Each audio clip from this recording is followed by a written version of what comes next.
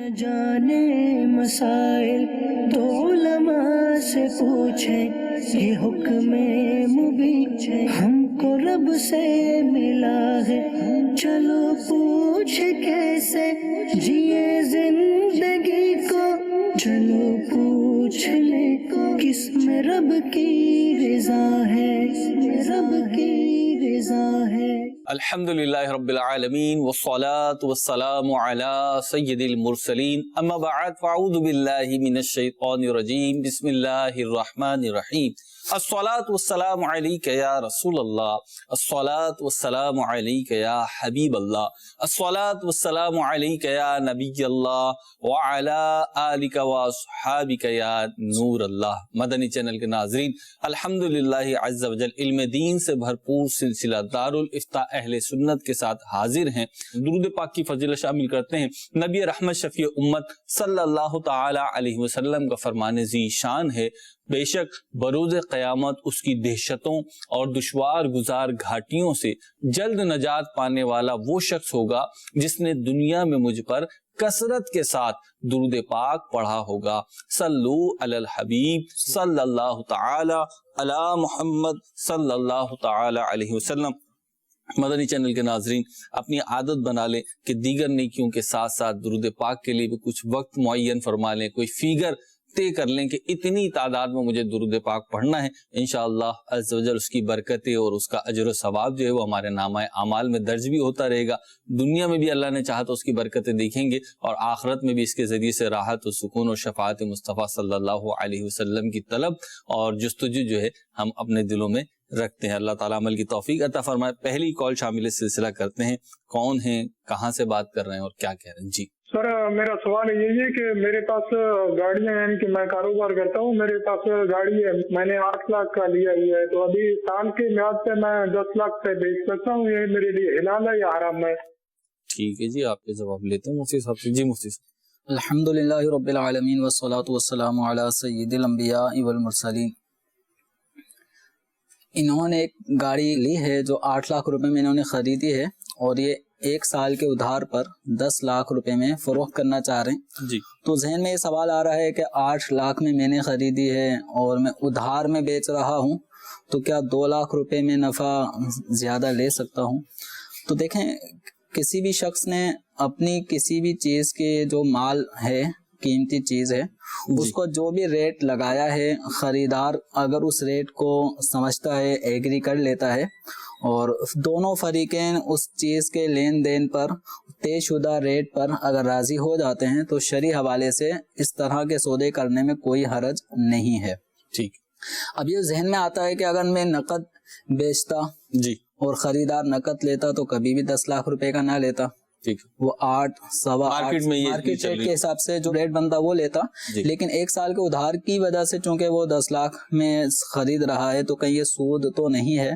تو دیکھیں، سود اس نفع کا، اس اضافی مال کا نام ہوتا ہے کہ جو کسی باہمی معاہدے میں، عقد کے اندر مشروط ہو جائے، شرط کے طور پہ لگا دیا جائے، اور اس کے عوض میں کوئی چیز نہ ہو۔ ٹھیک ہے۔ تو جب 8 لاکھ روپے کی چیز آپ نے 10 لاکھ روپے میں فروخت کر رہے ہیں، تو یہ 2 لاکھ روپے بلا وجہ نہیں ہیں، اضافی نہیں ہیں، الگ سے نہیں ہیں، آپ نے اپنی ہی کار کی قیمت اب 10 لاکھ روپے مقرر کر لی، تو اس میں 1 روپیہ بھی اضافی نہیں ہے۔ البتہ چاہے یہ قسطوں میں ہو، چاہے یکمشت ہو، یکمشت ہو یا قسطوں کے حساب سے ہو، تو اس میں کوئی حرج نہیں ہے۔ البتہ اس چیز پہ تھوڑا سا توجہ دینی چاہیے کہ عام طور پہ اگر یہ معاملہ قسطوں کی طرف چلا جاتا ہے یا ادھار کے اس سودے میں، اگر فریقین نے یہ شرط لگائی کہ آپ نے 1 سال کے بعد تاخیر اگر کی قیمت کی ادائیگی میں، تو آپ کے اوپر پھر جرمانہ لاگو ہوگا، یا آپ نے ہر مہینے اتنے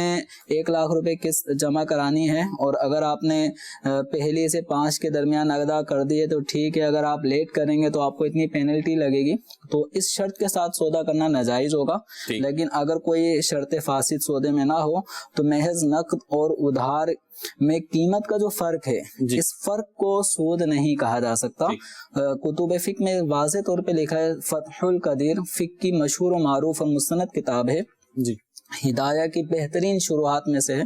تو اس کے اندر واضح طور پہ لکھا کہ ایک چیز 1000 रुपए में नकद जी और 2000 रुपए में उधार अगर कोई बेचता है ठीक है, तो जायज है, इसके अंदर कोई कराहत नहीं है, कोई सूद नहीं है। ठीक। उम्मीद है आपको मुफस्सल जवाब मिल गया और समझ में भी आ गया होगा। अल्लाह ताला तौफीक अता फरमा। अगला सवाल शामिल सिलसिला करेंगे जी। साहब की बारगाह में सवाल अर्ज है कि ये मौज़ों के ऊपर मस्सा किया जा सकता है या नहीं, अगर किया जा सकता है तो किन सूरतों में मस्सा किया जा सकता है, मेहरबानी फरमाएं। ठीक है जी। और इससे भी पहले एक सवाल ये है कि वो कौन से मोजे हैं कि जिन पर मसहा किया जा सकता है, क्योंकि हम जो पहनते हैं उमूमन जो पहनते हैं ऊनी या सूती धागे के बने हुए मोजे होते हैं जो हमारे बलाद में हमारे शहरों में पहने जाते हैं। उमूमी एतबार से जो एक आम शहरी जो अपने ऑफिस वर्क में बिलखुसूस काम करने वाले स्कूल के स्टूडेंट्स जो अपने शूज में जो मोजे सॉक्स इस्तेमाल करते हैं वो वही धागों से, ऊनी या सूती धागों से बने होते हैं, उन पर मसा काफी नहीं है। ठीक है। यानी उन पे अगर आपने गीला हाथ फेर लिया तो वो किफायत नहीं करेगा। वो मोजे ऐसे होने चाहिए कि जिन मोजों को पहनकर, जिस तरह हम चप्पल पहन के चलते हैं, मुसाफत तय करते हैं, तो उन मोज़ों को पहनकर हम इस तरह सफर कर सकें, चल फिर सकें, तो और वो टखनों को छुपाए हुए हों और उनके अंदर पानी ना पहुंचे अंदर, तो इनके अंदर, और वो रेगजीन के हों या चमड़े के हों या बहुत सख्त किस्म के कपड़े के बने हुए हों, जिस कपड़े के अंदर पानी जज्ब ना होता हो। तो फुकाए किराम ने उसकी मिसाल दी है, जैसे हम एक बॉल देखते हैं, किरमिच की बॉल होती है ना, तो किरमिच की बॉल जिस कपड़े से बनी हुई होती है वो थोड़ा हार्ड कपड़ा होता है ना, तो इस तरह के किरमिच की जो मटेरियल उसमें जो यूज हुआ है उसके जरिए से बना हुआ हो।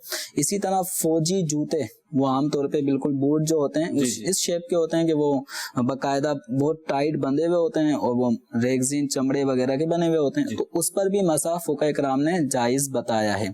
तो अब ये है कि मसा करने के मजीद तफसीली अगर अहकाम जानना चाहें तो बहार शरीयत के दूसरे हिस्से में मसाह करने का तफसीली बयान मौजूद है, उसको भी देखा जा सकता है। तो अब ये साइल मोहतरम का जो सवाल है कि हम मसा कितने दिन तक कर सकते हैं, तो अगर कोई शख्स मुसाफिर है तो मुसाफिर 3 दिन 3 रात तक मसा कर सकेगा अपने मौज़ों पर, और अगर वो मुकीम है, अपने शहर में रह रहा है, अपने वतन में रह रहा है, तो उस मुकीम शख्स को 24 घंटे तक की रियायत है। अब ये किस तरह से मसा करना होगा और कब से कब तक मसे का इब्तिदा और इंतहा होगी, तो इसके लिए सबसे पहले आपको नॉर्मल जिस तरह वुजू करना होता है उस अंदाज में पहले आप वुजू करेंगे। वुजू कर लेने के बाद फिर आप पहन लें। अब वुजू करने के बाद जब भी वुजू टूटने का आर्जा लाहिक हो, मिसाल के तौर पे हमारा सिलसिला 8:30 बजे शुरू हुआ, तो अगर किसी ने इशा की नमाज पढ़ने के बाद वो वुजू यानी इशा की नमाज उसने बावुजू पढ़ी है और उसने मोजे भी पहन लिए हैं, नमाज भी पढ़ ली है, अब उसका वुजू अगर 9 बजे किसी भी वजह से टूटता है, ठीक है, तो अगर वो शख्स मुकीम है जैसे बाबुल मदीना का कोई रिहायशी है, तो आज 9 बजे से लेके अगले दिन रात 9 बजे तक, ठीक है, ये 24 घंटे का इसको टाइम पीरियड हासिल है। इसमें आइंदा जब ये वुजू करेगा तो वुजू करने में इसको ये रियायत हासिल है शरी हवाले से कि ये जब वुजू करे तो चेहरा धोए, अपने हाथों को धोए कोहनियों समेत, और सर का मसा करे। जब पाँव धोने का मरहला आएगा तो पाँव धोने के वक्त इसको चाहिए कि अपने हाथों को गीला करने के बाद ये जब हाथों से पानी टपक रहा हो तो इस सूरत में ये अपने पाँव के जो उभरी हुई हड्डी है उस तरफ से हाथ फेरते हुए ये ऊपर तक लेकर आ जाए, यानी जो पाँव का ऊपरी हिस्सा है उस ऊपरी हिस्से पर अपनी उंगली एक यूं भी यूं हाथ फेर लेगा, जी अपना जैसे यूं तस्वुर कर ले ये पाँव है, हाँ, तो यूं हाथ फेरा, हाँ, तो इस तरह जैसे पाँव है ना, तो इस तरह से ये फेर ले ऊपर तक, ठीक है, सीधे हाथ से सीधे पाँव, उल्टे हाथ से उल्टे पाँव का मसा कर ले। तो अब इसके लिए पाँव धोने का जो फर्ज था ना, ये मसा उसके कायम मुकाम हो गया। सही। अब इस तरह ये जोहर में वुजू करे, असर में, मगरिब, ईशा में वुजू करे, 9 बजे तक इसको ये रियायत हासिल है कि जब भी इसको वुजू करने का मौका मिलेगा तो उस वक्त ये वुजू के दौरान पाँव धोने के बजाय मसा कर ले। अच्छा, मोजे उतारने नहीं है। अब इनको गर्मी लग रही है, इन्होंने अपने वो चमड़े के मोजे उतार लिए। अब ये कहें रात 9 बजे तक तो टाइम दिया था, तो मोजे अगर आपने पाँव से उतार लिए तो आपका अब ये मसा खत्म। अब वो जो ड्यूरेशन था वो पूरा हो गया गोया के। तो अब आप दोबारा पहन भी लेंगे ना, तो दोबारा पहन कर आप मसा करना चाहेंगे, नहीं कर सकते। ठीक है। अब आपको पाँव धोने पड़ेंगे। सही। यानी अब जब आप वुजू करेंगे तो पाँव धोने पड़ेंगे। अच्छा, ये भी कि मोजे उतार लेने से क्या वुजू टूट गया? ऐसा नहीं है। इसी तरह जो हमने 9 बजे का टाइम बताया है, तो वो 9 बज गए, 24 घंटे पूरे हो गए और इनका वुजू नहीं टूटा, एक्सपायरी टाइमिंग आ गई ना, तो इनका वुजू नहीं टूटा, वो मसे का टाइम पूरा हो गया। सही।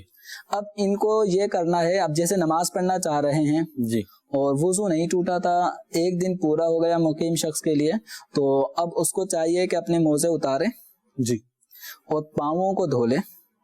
ठीक है। चूंकि पाँव रह गए थे जिन पे मसा किया था, मसे का टाइम पूरा हो गया, तो गोया पाँव दोबारा बगैर धुले हो गए।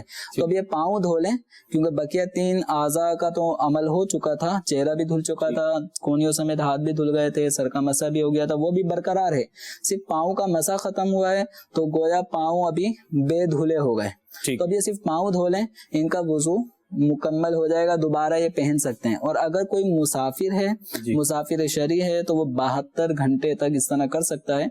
और इस हवाले से अगर तफसीली अहकामात जानना चाहें तो बाहर शरीयत का मुताला किया जा सकता है, हिस्सा दुव्वम में इसका तफसीली बयान मौजूद है। ठीक है, काफी डिटेल मालूमात हो गए। मुफ्ती साहब, एक दो जो है वो मुख्तसर जवाबात इस हवाले से इरशाद फरमाएगा कि एक तो ये कि जो मोजे पहन रहा है उसके लिए मजबूरी होना जरूरी है, जैसे ठंड है या कोई ऐसी बीमारी है कि जिसमें पैर धोने में प्रॉब्लम होगी तो वो पहनता है, ये जरूरी है, या बगैर उजर के भी मोजे इस्तेमाल किए जा सकते? इसके लिए उजर होना कुछ जरूरी नहीं है, इसके लिए सफर में होना कुछ जरूरी नहीं है, पाँवों का फटना कुछ जरूरी नहीं है, लेकिन उमूमी तौर पर मोजे पहनने की जो हाजत पड़ती है ना, वो सर्द इलाकों में या सर्दी के मौसम में इसकी जरूरत पड़ती है कि पाँव धोने की वजह से पाँवों पे पानी लगना वो एक बचत की सूरत है। तो वो पाँवों को नुकसान पहुंचने से की सूरत बनती है, तो उस पाँव को नुकसान से बचाने के लिए मोजे पहन के अपने पाँव को महफूज किया जा सकता है। ठीक है सर, काफी डिटेल सवाल और जवाब आ गया है, और उम्मीद है कि मदनी चैनल के नाजरीन में से बिलखुसूस जो ठंडे इलाकों में रहते हैं, कितनों ही के लिए शायद ये नया मसला हो, तो ये सीख लें। और जैसे मुफ्ती साहब ने फरमाया कि इसके तफसीली अहकाम बाहर शरीयत में मौजूद हैं, वहां से भी सीखे जा सकते हैं। दूसरे हिस्से में गालिबन मुफ्ती जी दूसरे हिस्से में मौजूद। अगली कॉल दीजिए जी। आपकी बारगाह में मेरा सवाल ये है कि हम लोग देहात जाते रहते हैं गाँव, तो वहाँ पे जब जाते हैं तो अपने रिश्तेदार औरतें जो गैर मुहर्रम है वो आके हाथ मिलाती है ना, अगर उनसे नहीं मिलाते तो वो तंज करते हैं, पता नहीं क्या क्या बोलना शुरू हो जाते हैं, अगर मिलते हैं तो गुनाहगार। मेरा सवाल ये है कि क्या दस्ताने पहने हो तो हाथ मिला सकते हैं या नहीं? गैर महरम औरतों से हाथ मिलाना, अभी कहते हैं अगर नहीं मिलाएंगे तो हमें बड़ी ताने दिए जाते हैं कि बड़े, तो अब ये इस हवाले से देखें, कोई भी अगर ताना दे रहा है तो इस मौके पर उनको प्यार मोहब्बत नरमी से समझाया जाए कि आपका इस मौके पर ताना जनी करना और हाथ ना मिलाने पर, जबकि कजन्स का आपस में हाथ मिलाना ये जायज़ नहीं है। नबी करीम सल्लल्लाहु तआला अलैहि वसल्लम ने कभी किसी औरत से मुसाफहा नहीं किया, तो हालांकि बेअत का सिलसिला हाथ में हाथ दे के बेअत आप सल्लल्लाहु तआला अलैहि वसल्लम सहाबा किराम अलैहिम रिदवान से फरमाते, लेकिन खवातीन से कभी भी बेअत के वक्त आप सल्लल्लाहु अलैहि वसल्लम ने मुसाफहा नहीं फरमाया। तो अब जब सरकारे दो आलम सल्लल्लाहु तआला अलैहि वसल्लम का ये तरीका कार रहा है कि औरतों से हाथ नहीं मिलाते थे, तो फिर हम अपने इस घरेलू कल्चर को क्यों तब्दील नहीं करें, अपनी फैमिली अपनी बिरादरी से ये तो करना चाह रहे हैं। जैसे इन्होंने कहा, आपने एक बात इरशाद फरमाई कि प्यार मोहब्बत से नरमी से समझा जाए। अब मामला ये है कि वो तो सामने है ही नामहरम, जो नाराज हो रहे हैं या बुरा मान रहे हैं या तंज कर रहे हैं या ताने दे रहे हैं, वो तो फर्द ही नामहरम है। अब उसको समझाने में तो और ज्यादा एहतियात देखिए। अब इसमें यही है कि उनके जो मर्द हजरात हैं जी, ठीक है, अगर उनके मर्द हजरात के जहन में ये बात डाली जाए कि ये जो कल्चर हमारे खानदान में क्रिएट हो चुका है कि हाथ मिलाने का, ये खत्म किया जाए, ٹھیک ہے. اور انشاءاللہ جب آپ یہ قرآن و سنت کی باتیں جب گھر والوں کو بتائیں گے تو حکم قرآن کی آیت ہے کہ نصیحت کرو گے، نصیحت کرنا مسلمانوں کو فائدہ دیتا ہے، تو اس میں عمل کریں. لیکن اب یہ جو ہیلا سائل محترم فرما رہے ہیں کہ چلیں وہ ان کے تانے سے بچنے کے لیے ہم دستانے پہن کر ہی ہاتھ ملا لیتے ہیں، جی تو دیکھیں یہ رسم بد یوں ختم نہیں ہوگی. اس طرح تو اس رسم بد کا جو سلسلہ ہے اس کو مزید تحفظ بھی مل جائے گا کہ چلیں دستانوں سے ہاتھ ملائے جا رہے ہیں، یعنی رسم ختم نہیں ہو رہی. جی اس کے جواز کی یا اس کو برقرار رکھنے کے مختلف ہیلے بہانے مطلب تلاش کیے جا رہے ہیں. اگرچہ سائل نہیں چاہ رہے کہ اس طرح ہاتھ ملائیں، یہ بچنے کی کوئی صورت اختیار کرنا چاہ رہے ہیں تو بچنے کا یہ طریقہ نہیں ہے کہ گلوز پہن کر ہاتھ ملائیں. اس رسم کو مطلب اگر لوگ راضی نہ ہوں سمجھا لیا پیار سے محبت سے، یعنی ان کے محرم افراد جو ہیں، ان کے گھر کے جو مرد ہیں ان کو بھی سمجھایا کہ بھئی یہ چیز اچھی نہیں ہے، دین اسلام پسند نہیں کرتا، منع فرماتا ہے، جائز نہیں ہے، ناراض کرنے والی ہے، ان کو بھی سمجھایا. اور چلیں ایک ممکنہ صورت میں اپنے گھر کی جو محرم خواتین ہیں ان کے ذریعے سے بھی ان ڈائریکٹ خواتین کو سمجھوا دیا، لیکن وہ بات میچ اپ نہیں ہو رہی، سمجھ نہیں رہے، اب ناراضگی ہی کی صورت ہے، تو اب کیا کریں؟ دیکھیں اب اس صورت میں جو ناراض ہو رہا ہے نا، جی یہ آپ کے کسی ذاتی بات پر ذاتی تکلیف پہنچانے کی وجہ سے ناراض نہیں ہو رہا. ٹھیک ہے. آپ نے ایک حکم شرع بیان فرمایا ہے، آپ ان کو سمجھا رہے ہیں، نہیں مانتے، ناراض ہو رہے ہیں، تو آپ ان کے لیے دعائے خیر کریں. ان کا ناراض ہونا بیجا ہے، غلط ہے، اس میں آپ یہ ذہن میں نہ لائیں کہ میری وجہ سے ناراض ہو گئے. جی تو یہ اللہ تعالیٰ ان کو توفیق دے، قبول حق کی توفیق عطا فرمائے. اور جو شریعت کے احکام ہے جب اس میں انشاءاللہ عمل کریں گے نا تو اس میں انشاءاللہ ہم سب کا تحفظ ہے، ہماری عزتیں سلامت ہیں، ہمارا وقار انشاءاللہ سلامت رہے گا. مکتبۃ المدینہ کی ایک کتاب ہے پردے کے بارے میں سوال جواب، امیر اہل سنت کی بڑی پیاری تصنیف ہے اور بڑی ہی حکمت کے ساتھ محبت کے ساتھ آپ نے، اور میں تو کہوں گا آپ نے بڑے دل سے جو ہے اس میں باتیں لکھی ہیں، میرا حسن ظن ہے. تو اس کتاب کو اپنے گھر میں پڑھیے، اپنے خاندان میں تقسیم کیجیے، اللہ نے چاہا تو اس کے پڑھنے پڑھانے سے بھی فائدہ حاصل ہوگا. اگلی کال دیجیے. یہ سوال کرنا تھا کہ اگر گھر کے اندر پانی ٹھنڈا ہو اور مسجد کے اندر پانی گرم ہو تو کہ مسجد میں جا کر نہا سکتے ہیں، اور جو مسجد کا بل ہو وہ بھی گھر والے خود ادا کریں؟ حضور ایک مسئلہ پوچھنا ہے، اگر نماز کا وقت کم ہو اور سردی بھی بہت ہو تو پانی گرم کریں گے تو نماز کا وقت ختم ہو جائے گا، تو کیا تیمم کر کے نماز پڑھ سکتے ہیں اور نماز ہو جائے گی؟ ٹھیک ہے جی مفتی صاحب، گھر میں ٹھنڈا پانی ہے، مسجد گھر میں ٹھنڈا پانی ہے اور مسجد میں گرم پانی ہے، عام طور پہ سردیوں میں اس کا اہتمام کیا جاتا ہے. تو دیکھیں مسجد کے اندر جو گرم پانی ہے وہ نمازیوں کے لیے ہی کیا جاتا ہے. تو اگر کسی کو نہانے کی صبح کے وقت حاجت پڑ گئی ہے جی اور گھر میں ٹھنڈا پانی ہونے کی وجہ سے، اس کے استعمال کی وجہ سے طبیعت خراب ہونے کا اندیشہ ہے، تو یہ مسجد میں اگر جا کر غسل کرتے ہیں، گرم پانی کا استعمال کرتے ہیں تو شرعاً اس میں کوئی حرج نہیں ہے. ٹھیک ہے. چاہے بل یہ دیتے ہوں چاہے بل یہ دیں یا نہ دیں، چونکہ مسجد میں جو پانی وضو خانے میں، جو وہاں کے استنجا خانے اور غسل خانوں میں پانی آ رہا ہوتا ہے وہ مسجد کے نمازیوں ہی کے لیے ہے. اور چونکہ غسل ایک جب تک ادا نہیں ہوگا فرض ہونے کی صورت میں، تو طہارت کے بغیر آپ نماز پڑھ نہیں سکتے. تو جس ہم وضو کر رہے ہیں اسی طرح کسی کو غسل کی حاجت ہے تو وہ مسجد میں غسل کر سکتا ہے. ٹھیک ہے. تو اب یہ ضرورت کے تحت وہاں پہ، چونکہ عام طور پہ ایسا کوئی کرتا نہیں ہے لیکن گنجائش موجود ہے. دوسرا جو ان کا سوال تھا دوسرے سائل کا، جی کہ ٹائم کم ہے، اگر غسل کرتے ہیں تو وقت ختم ہو جائے گا، جی تو اب ایسی صورت میں کیا کریں؟ تو اس صورت میں وقت کے اندر نماز، جیسے بالخصوص فجر کی نماز جو ہے تو عام طور پہ اسی میں لوگوں کو زیادہ یہ عارض لاحق ہو، تو اب یہ ہے کہ وقت تھوڑا ہے اور غسل کرنے میں نماز کا وقت ختم ہو جائے گا، تو اب حکم یہ ہے کہ تیمم کر کے نماز ادا کر لی جائے اور بعد میں غسل کرنے کے بعد اس نماز کا دوبارہ سے اعادہ کرنا ہوگا. ٹھیک ہے. مفتی صاحب ایک سوال یہ بھی ہے، ہمارے پاس تحریری سوال ہے، بالکل اسے ریلیٹ کر رہا ہے. سوال یہ ہے کہ اگر وضو قائم نہ رہے اور فجر کا آخری وقت آ جائے تو اب کیا کریں؟ پہلے یعنی وضو قائم رکھنا مشکل ہو رہا ہے اور فجر کا بھی آخری وقت ہے، تو ایسے میں سنت ادا کریں گے یا فرض؟ یہ سوال کیا گیا. اگر وقت کم ہے کہ اگر سنتیں پڑھیں گے تو سنتیں پڑھنے کی وجہ سے فجر کا وقت ختم ہو جائے گا اور فرض کی ادائیگی میں دشواری ہو جائے گی جی کہ فجر کا فرض وہ طلوع آفتاب کے بعد جا کے سلام پھرے گا، تو پھر سنت فجر رہنے دیں، یہ ایسے وقت میں فرض کی ادائیگی کر لیں تاکہ نماز قضا نہ ہو. ٹھیک ہے.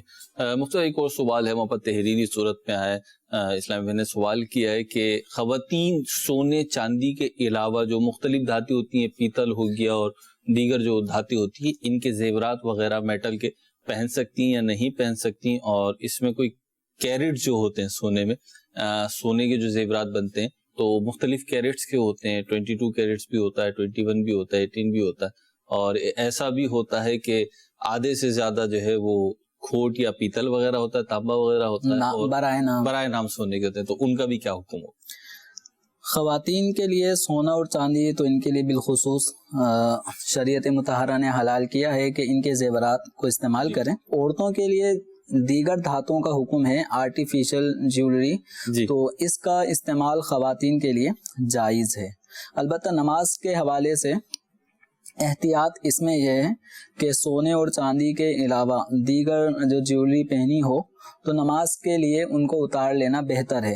کہ علماء کا اس میں اختلاف ہے، بعض علماء آرٹیفیشل جیولری جو سونے اور چاندی کے علاوہ ہے اس کی خواتین کو اجازت نہیں دیتے، یعنی وہ فرماتے ہیں کہ جائز نہیں ہے. تو اس اختلاف علماء سے بچنے کے لیے بالخصوص نماز میں اس چیز کا اہتمام کر لینا بہتر ہے کہ آرٹیفیشل جیولری جو خواتین نے کڑے، بالیاں، اس طرح ہار، لاکٹ وغیرہ پہنا ہو تو اتارنا آسان ہے تو ان کو اتار کے نماز پڑھیں، تاکہ نماز میں علماء کا وہ طبقہ جو اس کو عورتوں کے لیے بھی جائز قرار نہیں دیتا، ان کے نزدیک نماز میں کراہت پیدا نہ ہو. ٹھیک ہے. مثلا ایک اور تحریری سوال ہے، ہمارے پاس ٹیکسٹ میسج آیا ہے کہ گورنمنٹ سرونٹ کو بعض اوقات دوسری سٹیز میں جب وہ جا کے کام کرتے ہیں، دوسرے شہروں میں جاتے ہیں تو الاؤنس دیا جاتا ہے اور وہ وہاں پہ جتنے دن رکتے ہیں، کھاتے ہیں، پیتے ہیں، کسی ہوٹل وغیرہ کو سرو کرتے ہیں تو وہ اس کے بل وغیرہ اس سے پے کیے جاتے ہیں. اگر اس میں سے کچھ اماؤنٹ بچ جائے یا بندہ کوشش کر کے بچا لے، تھوڑا ہلکا کھانا کھا لے، ہلکے ہوٹل میں ٹھہر جائے اور وہ جو الاؤنس ملا تھا اس میں سے کچھ رقم بچ جائے،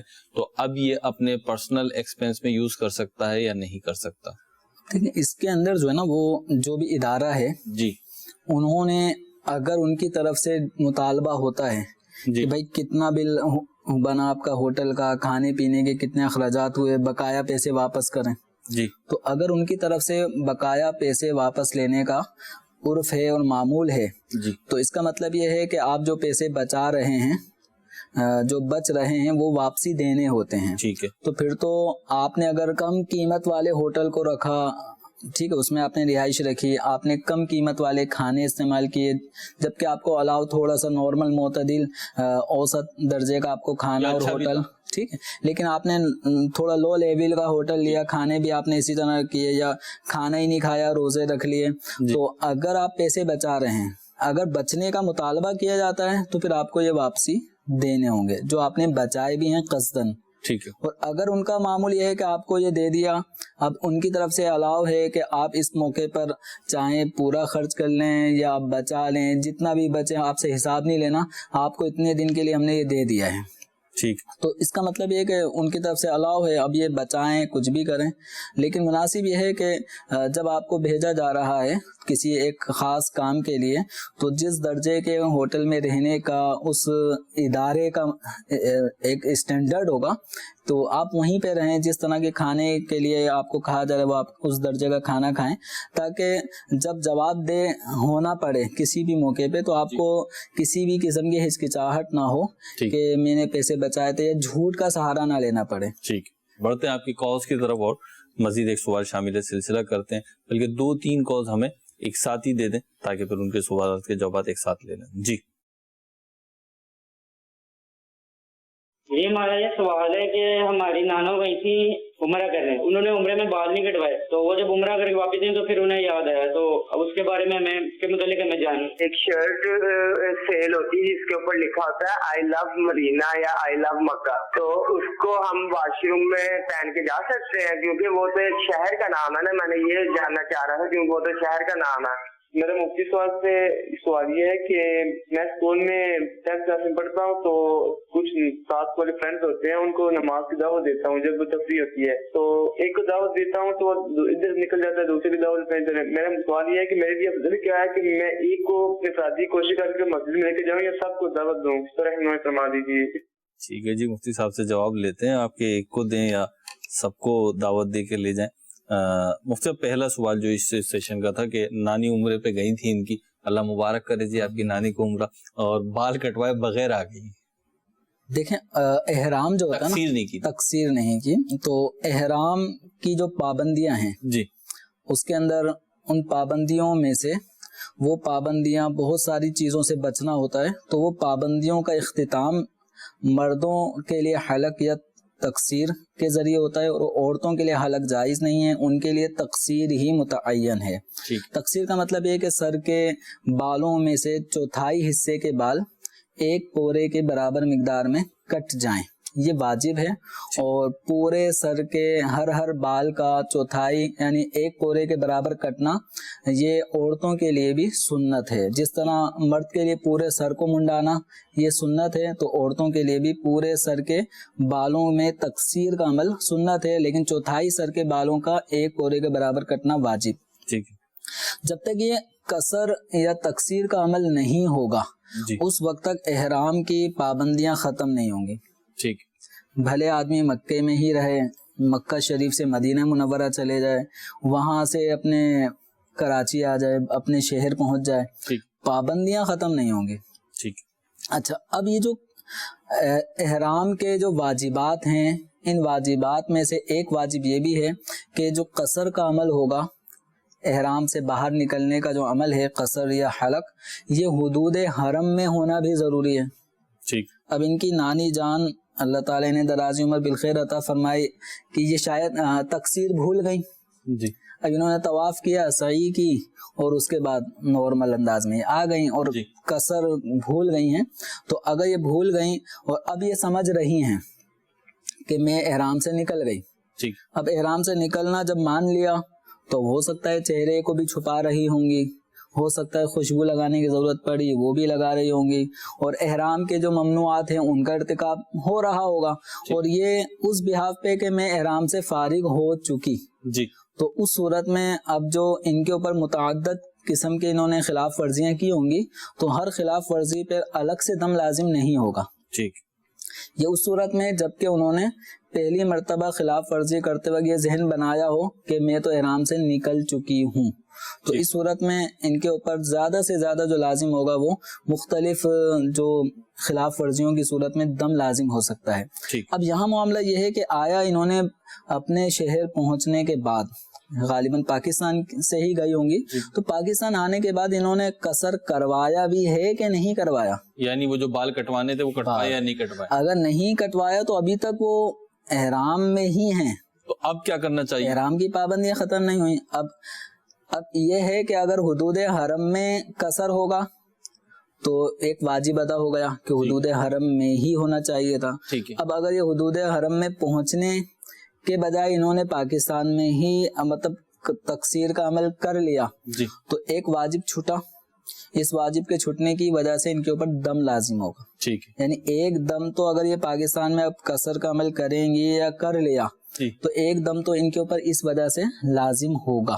اب باقی جو معاملات ہیں کہ اس قصر سے پہلے, تقصیر کے عمل سے پہلے انہوں نے کیا کیا خلاف ورزیاں کی ہیں احرام کی, تو ان کے معاملات الگ ہوں گے, کون سی خلاف ورزی ہوئی ہے اور کیا کس ذہن سے خلاف ورزیاں ہوئی ہیں.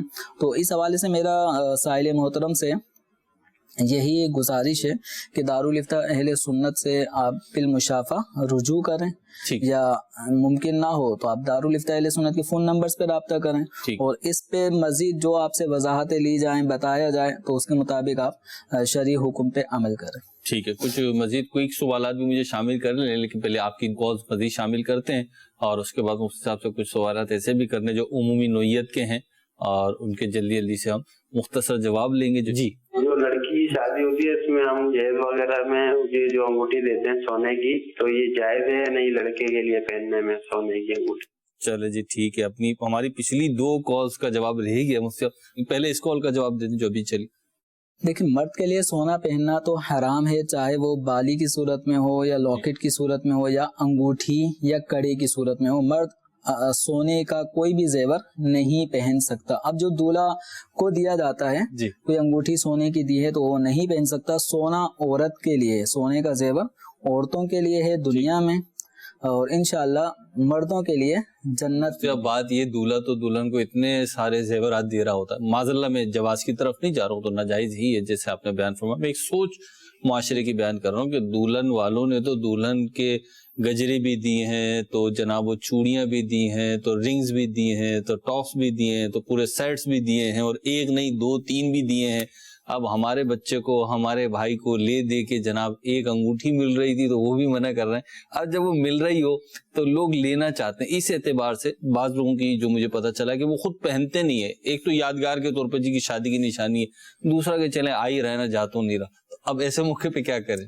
اب دیکھیں، اس میں یہ ہے کہ جب کوئی دے رہا ہوتا ہے جی، تو جو اس وقت رسم و رواج ہے لوگوں کا، جو بھی دے رہا ہے وہ یوں کر کے یوں پکڑا نہیں دے گا جی، وہ ظاہر بات ہے پورا ویڈیو بنائی ہوگی، کیمرہ لگا ہوگا، تو وہ باقاعدہ نکالا جائے گا۔ اس کو نکالنے کے بعد اس کی ایک رنگ والی انگلی پکڑی جائے گی، اس کو پہنایا جا رہا ہوگا، اور وہ صاحب بھی ہاتھ بڑھا کر پہن رہے ہوں گے، تو دولہے کا پہننا جائز نہیں ہے۔ صحیح ہے۔ باقی یہ ہے کہ اگر یہ پہنتا نہیں ہے، دینے والا اپنی خوشی سے دے رہا ہے، ان کی طرف سے مطالبہ کر کے ان کو زحمت میں مبتلا نہیں کیا گیا، وہ خوشی سے دے رہے ہیں اور یہ بھی لے رہے ہیں، لیکن پہنے نہ، ٹھیک ہے، اور یہ بات واضح بھی کر دیں کہ میں لے رہا ہوں، پہنوں گا نہیں۔ پتہ چلا کہ 10 آدمی گواہیں بھائی سونے کی انگوٹھی ملی، لوگ یہ سمجھ رہے پہنتا ہوگا، تو یہ بات واضح کر دے تاکہ اپنے اوپر سے ایک تہمت بھی جاتی رہے کہ یہ میں پہنوں گا نہیں، ایک بطور یادگار نشانی کے طور پہ یہ میں لے رہا ہوں۔ لیکن اب اس نے کرنا کیا ہوگا تو آگے چل کے ہو سکتا ہے ضرورت پڑنے پر اس کو سیل آؤٹ کرنا پڑے، ویسے ضرورت سے پہلے ہی ضرورت خود بخود پیدا ہو جائے گی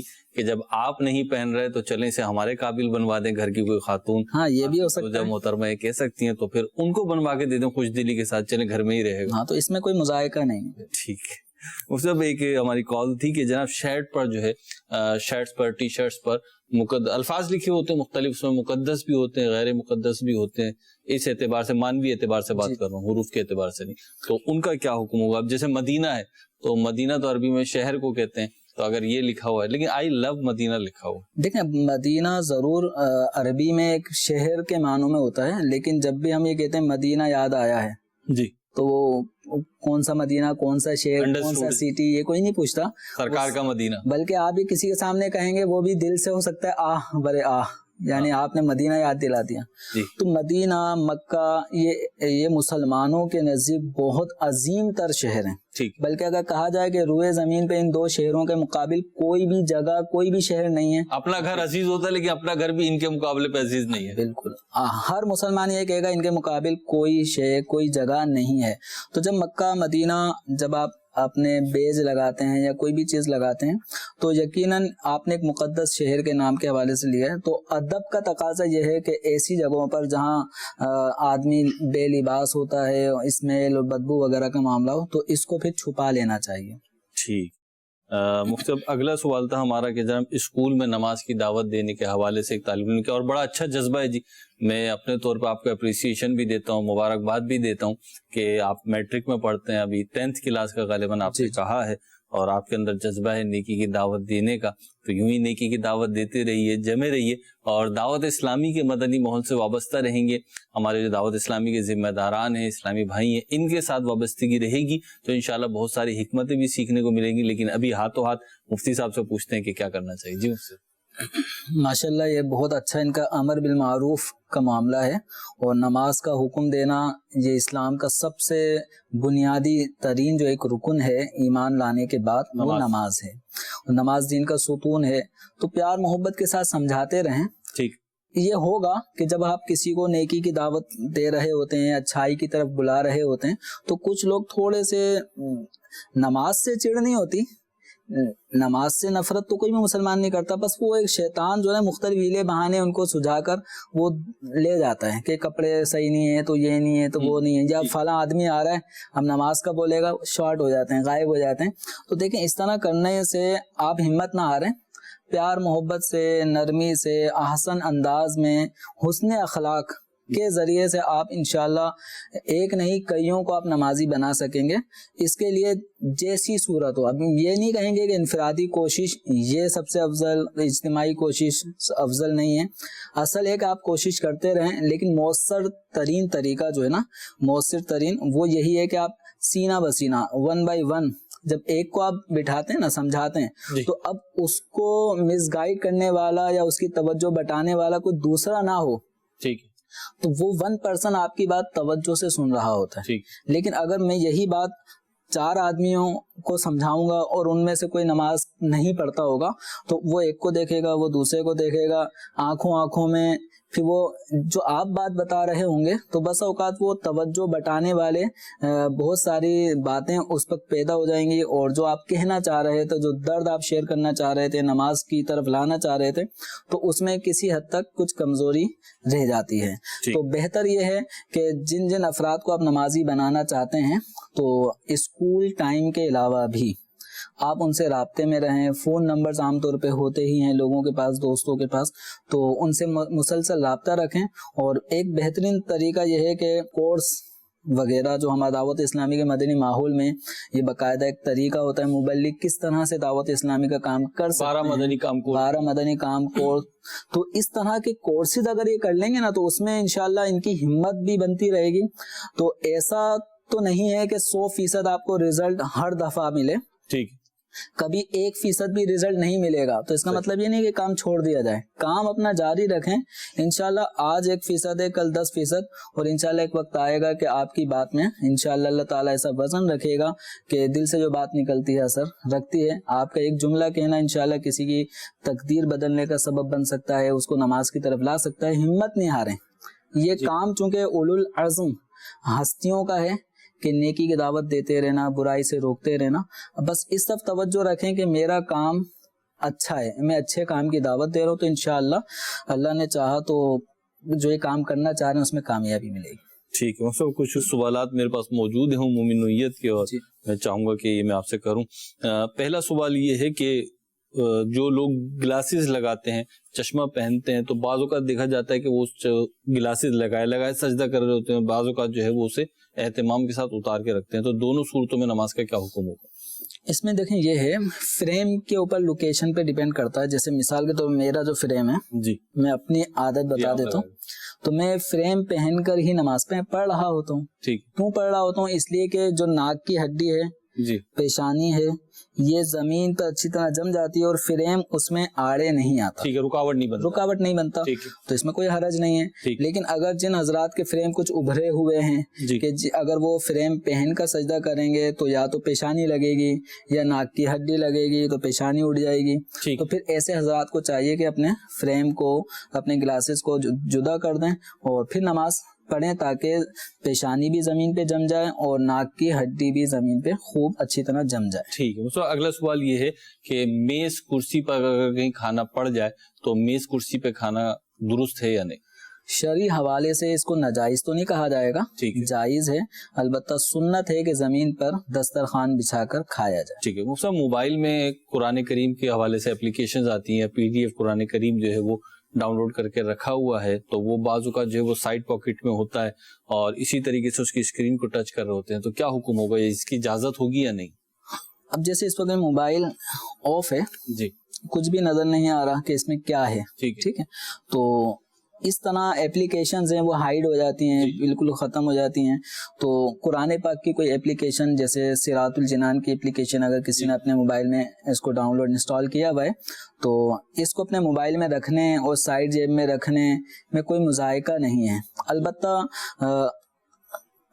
بے ادبی کی صورت کب بنے گی کہ جب یہ اوپن ہے, اسکرین پر قرآن پاک جلوہ گر ہے, اب اس موقع پہ اس کو پلٹ کے زمین پہ رکھ دیا یا اس کو سائڈ جیب یا پینٹ کی پچھلی جیب میں یا اگلی جیب میں اگر کوئی رکھے گا نا تو یہ ایک ادب کے خلاف ایک طریقہ کار ہوگا. تو ایسے موقع پہ اسکرین سے اس کو ہٹا دیا جائے اور پھر جو اسکرین بلیک ہو جاتی ہے تو اس طرح کرنے کے بعد اگر جیب میں رکھتے ہیں تو اس میں کوئی مذائقہ نہیں. مختلف گھروں وغیرہ میں یا آفیسز میں جو لائٹیں جلتی ہیں اس میں اضافی لائٹس آن کرنے کو منع کیا جاتا ہے. تو بعض اوقات ایسا ہوتا ہے کہ ایسی جگہ ہے جیسے کوئی واکنگ اسپیس ہے یا جو ہے نا کوریڈور ہے یا بالکنی وغیرہ ہے تو یہاں پہ ایک آدھ لائٹ ایک آدھ بلب چھوٹا جلا کے رکھتے ہیں لوگ, تو کیا یہ فضول خرچی ہوگی, اسراف ہوگا یا نہیں ہوگا؟ دیکھیں کہ لائٹ وغیرہ کا جو معاملہ ہے نا اس میں عرف پہ ڈیپینڈ اور ضرورت کا. ٹھیک ہے. تو نارملی بالکونی وغیرہ میں لائٹ کی اگر حاجت ہے ٹھیک ہے یا اس بالکونی کے ذریعے سے آپ کی گلی فرنٹ حصے پہ روشنی جاتی ہے تو بسا اوقات رات کے اندھیرے میں گھر کے سامنے والا حصہ بھی روشن ہونا چاہیے تاکہ آنے جانے والے راہگیر کے لیے کوئی تکلیف دہ چیز سامنے نہ ہو. اچھی نیتوں کے ساتھ ہم باہر کی بالکونی وغیرہ کی لائٹ جلا سکتے ہیں. گیلری کی لائٹ بھی عام طور پہ جلائی جاتی ہے, اس سے گلیوں کے کچھ حصے روشن ہو جاتے ہیں. تو اچھی نیت کر لینا چاہیے. یعنی ضروری نہیں کہ ہر جگہ بندہ موجود ہو اور وہاں پہ کوئی کام ہو رہا ہو تو ضروری نہیں ہے اس کا. ضرورت اپنی یا دوسرے کی دونوں کا اعتبار کیا جا سکتا ہے. ٹھیک ہے. مختلف چین والی گھڑی پہننا کیسا ہے اور اس میں نماز پڑھنا کیسا ہے؟ چین والی گھڑی پہننا جائز ہے, نماز پڑھنا بھی جائز ہے. اس میں بھی علماء کا اختلاف ہے. تو بہتر یہ ہے کہ مرد حضرات چین والی گھڑی نہ پہنیں, یہ بہتر ہے. اسی طرح نماز پڑھتے وقت اگر اس کو اتار لیں تو یہ بھی بہتر ہے تاکہ علماء کا جو طبقہ اس کو ناجائز کہتا ہے تو ان کے نزدیک اس نمازی کی نماز میں کراہت پیدا نہ ہو. ٹھیک ہے. مطلب چھپکلی مارنے کا حکم کیا ہے؟ چھپکلی مارنا, گرگٹ مارنا جائز ہے بلا شبہ. ان کو اگر ایک ہی بار میں ماریں گے تو 100 نیکیاں ہیں اور جتنے بار زیادہ ہوں گے اس درجے پھر نیکیوں میں کمی آتی رہے گی. اچھا, مصطفی ایصال ثواب کے حوالے سے ارشاد فرمائے کہ عموماً جو لوگ وفات پا جاتے ہیں, انتقال کر جاتے ہیں اور ہم سے جدا ہو جاتے ہیں, ان کو ایصال ثواب کیا جاتا ہے, تو کیا زندہ افراد کو بھی ایصال ثواب کر سکتے ہیں اور ان کو پہنچتا ہے؟ زندہ کو بھی ایصال ثواب کیا جا سکتا ہے. حضرت سیدنا ابو ہریرہ رضی اللہ تعالی عنہ نے اپنے کچھ اصحاب کو کہا کہ فلاں مسجد میں جا کر کوئی 2 رکعت یا 4 رکعت پڑھنے کے بعد کوئی یوں کہے کہ ہذہ لی ابی ہریرہ, کہ اس کا ثواب ابو ہریرہ کو پہنچے. تو زندہ کو بھی ایصال ثواب کیا جا سکتا ہے جس طرح فوت شدہ مسلمانوں کو ایصال ثواب کیا جاتا ہے. مصطفی یہ اولیاء اکرام کی بعض افراد اللہ والوں کی جنہیں وہ اپنے طور پر اللہ والا سمجھتے ہیں یا واقعتاً وہ جو مسلمانوں میں مشہور ہیں ان کی پکچرز وغیرہ بنا کر امیجن کر کے, یعنی وہ ہاتھ سے بنا کر یا کوئی ان کی واقعتاً کوئی ایسی پکچر موجود ہو جو کھینچی گئی ہو, وہ اپنے گھروں میں آویزہ کرنا یا اپنے والیٹ وغیرہ میں رکھنا, جیب میں رکھنا درست ہے یا نہیں؟ اس کے درست نہ ہونے کو اس سے اندازہ لگایا جا سکتا ہے. کعبۃ اللہ شریف میں حضرت ابراہیم علیہ الصلوۃ والسلام کی شبیہ بنائی ہوئی تھی. مشرکین مکہ نے حضرت ابراہیم علیہ السلام کی شبیہ بنائی تھی, تو سرکار دو عالم صلی اللہ تعالی علیہ وسلم نے اس شبیہ کو دھو دیا تھا, مٹا دیا تھا. تو تصویر کی تعظیم کرنا جائز نہیں ہے. اور جب پیر صاحبان کی تصویر فریم میں لگائی گئی ہوتی ہے تو آپ نے دیکھا ہوگا, یہ ہمارے مدنی چینل کے ناظرین کا بھی مشاہدہ ہوگا کہ بعض لوگ اپنی دکانوں پہ, اپنے گھروں میں بزرگان دین کی یا اپنے پیر صاحبان کی اور اکثر فوت شدہ پیر صاحبان کی, جیسے غوث پاک رضی اللہ تعالیٰ عنہ کی تصوراتی خیالی ایک تصویر, داتا گنج بخش رحمۃ اللہ علیہ کی خیالی تصوراتی تصویر, وہ فریم بنا کر اس میں پھر ہر جمعرات کو باقاعدہ گلاب کے ہار پھول ڈالے جاتے ہیں, اگربتیاں اس کے اطراف میں لگائی جاتی ہیں. تو یقیناً یہ تصویر کی یہاں پہ تعظیم ہو رہی ہے. ٹھیک. تصویر کی تعظیم کرنا ناجائز اور گناہ کا کام ہے. مطلب کتابیں اگر نیچے ہوں, الماریاں ہوتی ہیں کتابوں کی, جیسے نیچے سے لے کے اوپر تک کتابیں رکھی ہوئی ہیں, اور ہم جیسے ابھی کرسی پہ بیٹھے ہوئے ہوں یا کسی تخت پر, چارپائی پر, کسی بیڈ وغیرہ پہ بیٹھے ہوں, تو کیا حکم ہوگا؟ بے ادبی ہوگی یا نہیں ہوگی؟ किताबें नीचे हैं जी और बैठने वाला ऊपर है। जी जैसे इस वक्त हमारे बैकग्राउंड में कुछ तस्वीर किताबों की नजर आ रही हैं, जी तो ये सीट से ऊंची ही हैं। जी, ये तो ऊंची ही। ठीक है, तो इस तरह जैसे इसमें दिखाए जा रही हैं स्लेब टाइप की और किताबें दिखाई जा रही हैं, अगर ये किताबें नीचे तक रखी हुई होती जी और हम ऊपर बैठे हुए होते हैं और असल किताबें इस तरह किसी की लाइब्रेरी में है और वो कुर्सी लगा के ऊपर बैठा है, तो ये अदब के खिलाफ तरीका है। इल्म अदब से आता है, ठीक। तो जितना इल्म का अदब किया जाएगा, किताबों का अदब किया जाएगा, तो इल्म इसी तरह हासिल होगा। वरना अगर किताबों का इस अंदाज में भी अदब नहीं हो रहा तो इल्म आहिस्ता आहिस्ता फिर रुखसत हो जाता है। अब नीचे वाली हिस्से का क्या करें? तो अब जो नीचे बिल्कुल किताबें जमीन के करीब शेल्फ में किताबें रखी हैं और कोई सीट पे बैठा है, तख्त पे बैठा है, सोफे पे बैठा है, किताबें उससे नीचे हैं, तो ये अदब के खिलाफ तरीका है। इस तरह किताबों को ऊंचा होना चाहिए, क्योंकि इल्म जो है ना वो किताबों से हासिल हो रहा होता है और इल्म आदमी की अजमत व शान को बुलंद कर रहा होता है। तो आदमी को अपनी अजमत व शान को बुलंद करना चाहिए, अपने वजूद को किताबों से ऊंचा ना करें। ठीक है, मतलब एक आपके जवाब पर सवाल आया है, वो ये कि आपने मौजू पे मसा के हवाले से फरमाया था कि 72 घंटे सफर के हवाले से मुसाफिर के लिए है, हालांकि मुसाफिर के लिए तो 92 घंटे नहीं होता। ये आप जवाब इरशाद फरमाएं। मुसाफिर के लिए 3 दिन 3 रातें होंगी। ठीक। एक दिन 24 घंटे का, दूसरा दिन मिलाएं तो 48 घंटे हो गए, तीसरा दिन मिलाएंगे तो 72 ही होंगे। ठीक है। और चौथा दिन मिलाएंगे तो 96 होंगे, 92 नहीं होंगे। जो 92 का अदद है, ये साहिल मोहतरम थोड़े कंफ्यूजन दूर कर सकते हैं कि 92 किलोमीटर, ठीक, 92 किलोमीटर जो मुसाफत है ना, ये किसी भी आदमी के मुसाफिर शरई बनने के लिए अपने शहर की हुदूद और दूसरा शहर जहाँ वो जाना चाहता है, उन दोनों की हुदूद के दरमियानी जो मुसाफत है वो 92 किलोमीटर होगा। तो वो आदमी फिर उतनी सफर में मुसाफिर बन रहा होता है। 92 घंटे नहीं, 72 घंटे। और मुसाफिर होने के लिए 92 किलोमीटर होते हैं, 72 किलोमीटर नहीं। ठीक है, यानी वो मुसाफत को और इन्होंने घंटों को मैच कर दिया और वो दोनों बातें भी अलग अलग है। ठीक है जी, मुसाफिर होने के लिए 92 किलोमीटर का सफर होना जरूरी है और मुसाफिर के लिए मौजू पे मसा करने की जो रियायत का दौरानिया है, ड्यूरेशन है, वो मुफ्ती साहब ने 72 घंटे फरमाया था। तारुफ अहले सुन्नत आपने देखा, अल्लाह अज़्ज़ा वजल हमें शरीयत के मुताबिक जिंदगी गुजारने की तौफीक अता फरमाए। सल्लु अलल हबीब सल्लल्लाहु तआला अला मुहम्मद सल्लल्लाहु तआला अलैहि वसल्लम। न जाने मसाइल तो उलमा से पूछे, ये हुक्म मुबीन हमको रब से मिला है। चलो पूछ कैसे जिए जिंदगी को, चलो पूछ ले किस में रब की रजा है, रब की